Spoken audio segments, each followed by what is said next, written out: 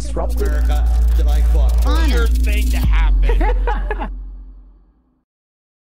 Hello, one and all. Welcome to this edition of Kitz Corner. It's been a fantastic day so far. So this video has surfaced of Pierre Poilievre announcing to this kind of press corps about who Justin Trudeau really is. Is he exactly the liberal for the Liberal Party, or as his policies have turned out, as his governance has turned out, and just like how politics has been in the last couple decades, he is the pretty face of neoliberalism. He is the pretty face, nice hair quality of the disaster and the despise of neoliberalism policies that have been circulating the globe for the past few decades. And here's Pierre Poilievre, the leader of the Conservative Party, addressing that to this room of reporters here. Take a look. Justin Trudeau is not a liberal. It might surprise you to hear me say that. He's not a liberal. Liberals used to believe in liberty, and conservatives believed in conserving it. That was the common sense consensus we had in Canada. Justin Trudeau does not believe in liberty. He believes in government control. He wants to control your money. He wants to control your kids. He wants to control the economy, control your speech, control your bank account. He wants to control everything. That is illiberal. It's the opposite of liberalism. I don't want to run your life. I want to run your government. And a government that does a few things well rather than a lot of things poorly, a government that minds its own business and lets people live their lives. That is the traditional. So, unfortunately, I don't have the full speech of what he said there. It was just a short clip, but that is what he's doing. That is exactly his policies, his fortitude, his stances on everything. And this is kind of the take also with the Democratic Party and most of, other nations in this world, because of neoliberalism, because of the rise of, these giant conglomeracies that have empowered themselves over nations' governments like the WEF, the WHO, BlackRock, Vanguard, State Street, all these different conglomeracies that have intertwined to consolidate with the government to basically preach this new form of fascism, is that they are, socially liberal, but they're actually authoritarian when it comes to everything in regards to practices of free speech, to civil rights, to amendment rights, to so on and so forth. And Pierre Poilievre is dead on when it comes to that. Because let's not forget how liberal Trudeau is when it came to freezing bank accounts of people that were protesting and exercising their right of free speech. That he vowed that we would shut down and screw over individual bank accounts of Canadians who are partaking in their right and their participation of free speech and freedom to assemble, freedom to protest. And they did it peacefully. And they brought Canadians of all walks of life together.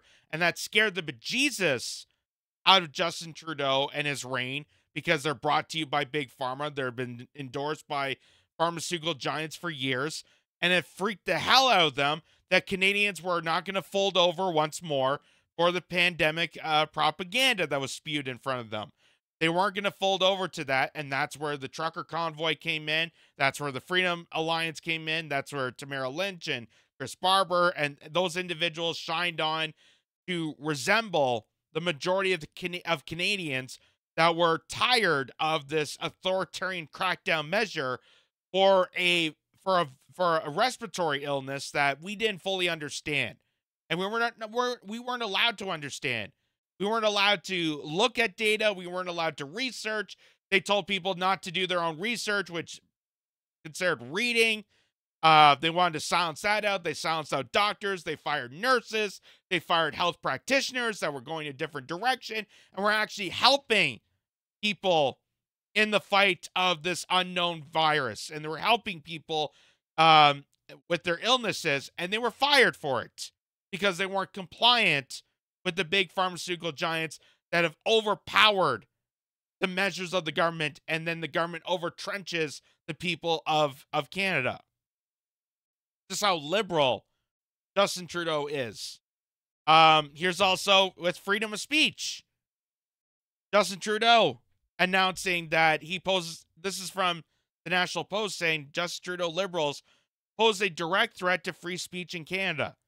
That's from 2021. That's not including all the new tactic censorship bills that have added on based off of already measures that were going on with COVID. Now they're enacting the Online Censorship Act, their Online News Act, and publications. You're not allowed to post articles on Facebook. They're threatening podcasters. They're threatening people that are willing to speak out on the corruption of this government and the corruptions of the powerful and the elites that overpower us. They're cracking down on that and using misinformation as a front to crack down on individuals and crack down their freedom of speech using big tech companies in compliance with them. And that's where we're seeing more and more so. And it was Jane Fonda back just a short while ago. Jane Fonda used to say about Trudeau, you had to be aware, you had to be scared of the pretty face liberal because of what he's going to preach, what he's going to govern. And that's exactly what's happening here. He's the pretty face of neoliberalism that is used against you. He is the authoritarian globalist measure with a pretty attractive face. And people fell for that. People fell for that nice, cute, innocent look of him when really he's pushing for the worst of the worst to use against you. And mostly because he has people within his party and other instances of trying to separate and divide the country. And that's all they have left in when it comes to the establishment epitomizing people, because that's their most favorable tactic, so we can stay divided and distracted and yelling at each other, thinking that we're the enemies, when really the enemies are the ones that are in control of you and deceiving you by telling you who your enemies are. So this is I'm blanking on the name already. This is Mark Gerritsen, who is an MP of the of Kingston, Ontario. And here he is about to say that we as Canadians have to be feared and paranoid about how other Canadians are becoming mega people. I kid you not. They are now using this as a tactic. They're trying to fearmonger ordinary Canadians by saying other Canadians are becoming Trump-like mega lunatics that are running havoc on the street, and we need to crack them down. Who is saying that? The real evil people that we should be counteracting are telling you who your enemies are. Listen to this. You know, I think what Canadians really need to reflect on right now is where Mr. Poilievre has taken the Conservative Party of Canada. We have now seen, not once, but twice in the last 2 days, the importation of this far right-wing American-style politics that's traditionally been occupied in the space of the MAGA movement. We're now seeing this being imported into Canada. What far-right policies would that be? Free speech? The ability to protest? The ability to have a bank account? The ability for small businesses to flourish? Because that used to be considered to be liberal back in the day. That was considered the liberal take. That was considered the lefty take. That's what people in Woodstock would be preaching about back in the day. When they were listening to music, they were anti-war. They were anti-establishment. They didn't like big pharma. They didn't like big war. They didn't like all these conglomeracy of corporations impacting the government and enforcing these tactics against people. That used to be back in the day. Now, all of a sudden, the liberal approach is to be exactly the opposite. It's to be for war. It's to be for more authoritarian measures. It's to enact censorship so we can epitomize people's free speech. It's to race bait everybody. That's what the whole woke measure is. It's trying to trick people and manipulate people, so we yell at each other more and be more distracted on the fact that these are the master criminals that are really the most awful, evil people we should be counteracting. Why on earth would the Conservative Party of Canada and their MPs turn their back on Ukraine right now in their time of need? It can be Yes, why would the Conservative government of Canada turn their back on Ukraine and focus on, God forbid, Canadians? A shock. You mean there's a political party that actually wants to do stuff for Canada? Holy crap. It's almost like they're leaders of Canada instead of puppeteers for NATO. Puppeteers for globalist conglomerates like the WEF. It's almost like they're actual leaders that want to help this nation grow and prosperously succeed as a nation. That seems very right-wing. Holy crap. There's someone that actually cares about Canadians. Why would they turn their back against Ukraine when we could focus on Canada?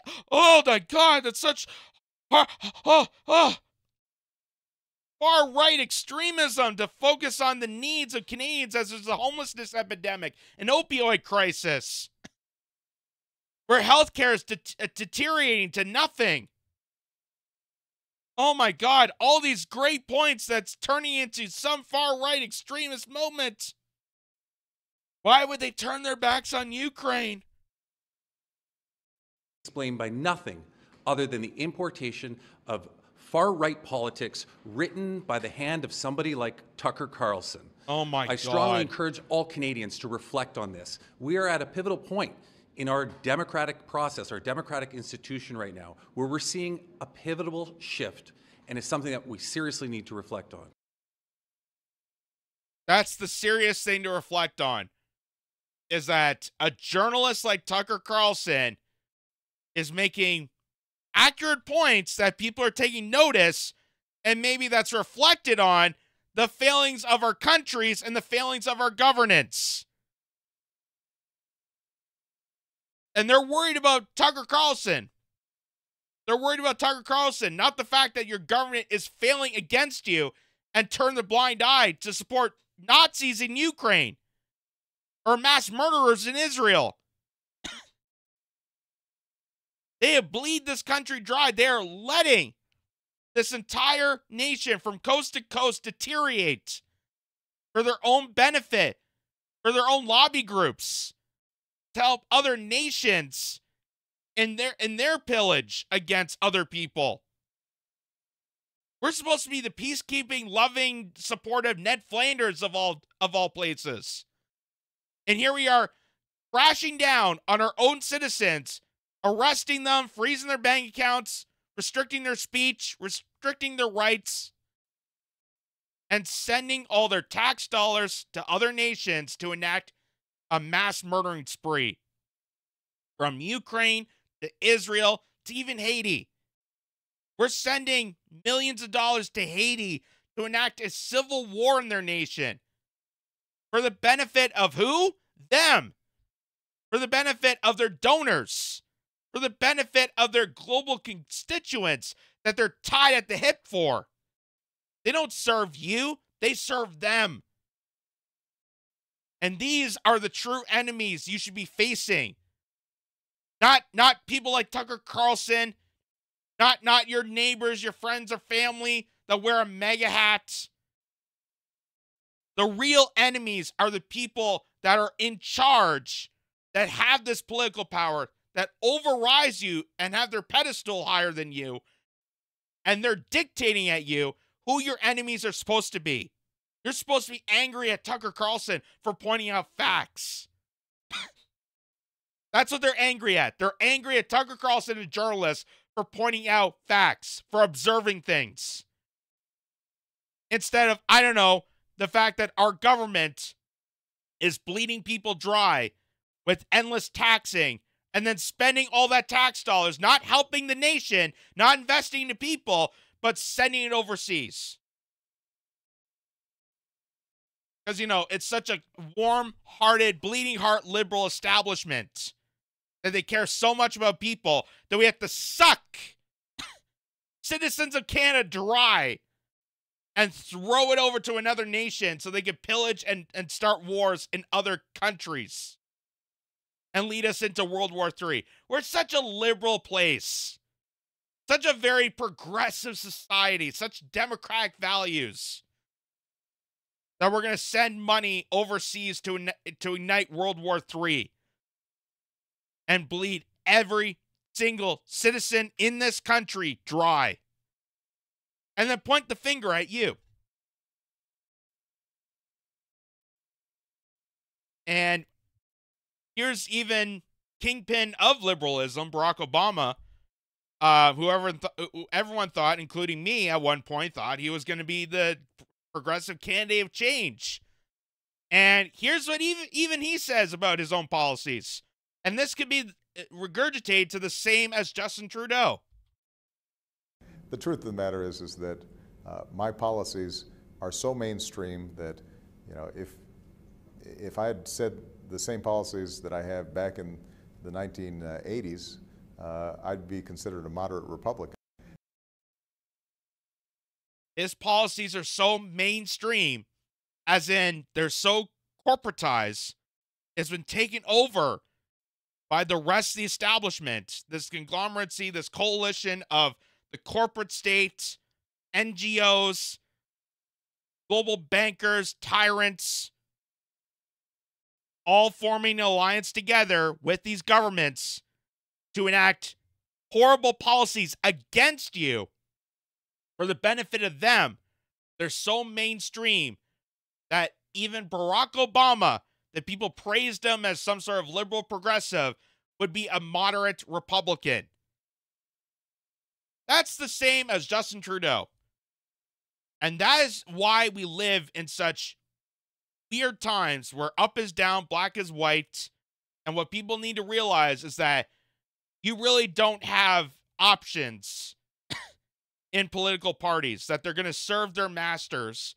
And it's really just one big uniparty. Because no matter who gets in office, no matter who the face of the leadership is, it's basically a mascot.